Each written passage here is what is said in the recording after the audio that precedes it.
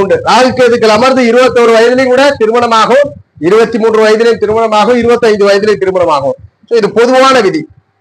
உங்கள் ஜாதகத்துல 2, 5, 7, 8, 9ஆம் இடங்களிலே ராகு கேது இருந்தா இதை நாம் தோஷம் அல்லது தடையாக கன்சிடர் பண்ணிக்கிறோம். இது எல்லா லக்னத்திற்குமே, மேஷத்தில் பிறந்திருந்தாலும் சரி, ரிஷபத்துல பிறந்திருந்தாலும், மிதுனம் எங்கு பிறந்தாலும் உங்கள் ஜாதகத்தில் 2ஆம் இடம், 7ஆம் இடம், 8, 5, 9ஆம் இடங்களில் இருந்தால் தடை.